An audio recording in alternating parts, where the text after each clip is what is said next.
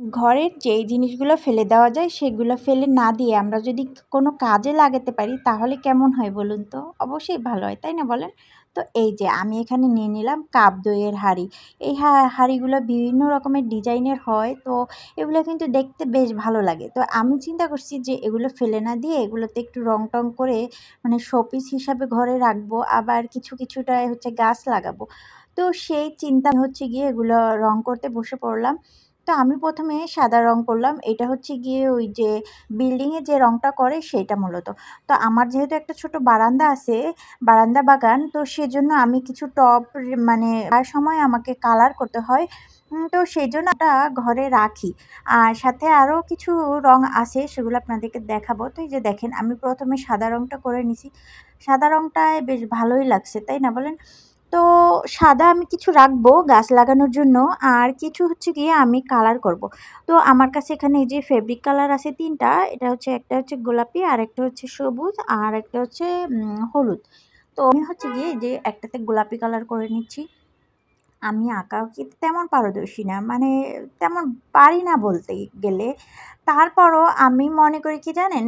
যে আমি অবসর সময়টা আমি এর সাথে ওর সাথে গল্প না করে আ আমি হচ্ছে গিয়ে যদি এই কাজগুলো করি তাহলে আমার কাছে ভালো লাগবে। আমার সময়টা আমি আ সঠিক কাজে ব্যয় করতে পারবো এরকম আমার মনে হয়। তো সেইজন্য আমি সবসময় ১ সপ্তাহ আগে থেকে চিন্তা করে রাখি যে আমি সামনের সপ্তাহতে কি কাজ করব, কোন দিন কোনটা করব।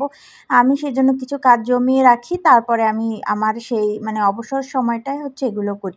অনেকে হয়তো ভাবতে পারেন যে এই কাজগুলো কারা করে? যাদের কোনো কাজ নেই ঘরে তারা করে। না, আসলে আমি আমার যেই সময়টা রেস্ট করার সময় সেই সময়টাতে এগুলো করি।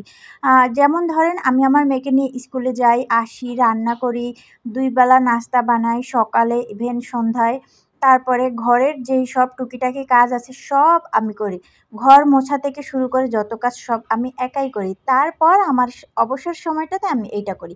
তো আমার কাজগুলো আপনাদের কাছে কেমন লাগছে অবশ্যই কিন্তু কমেন্টস করে জানাবেন। আসলে একটা কাজ করার পর যদি কেউ বলে যে এটা ভালো হইছে তাহলে কিন্তু খুব ভালো লাগে। তো আপনাদের সুন্দর কমেন্টসগুলো দেখলে বেশ ভালোই লাগে। তো সেজন্য মূলত ভিডিও করার উৎসাহ পাই।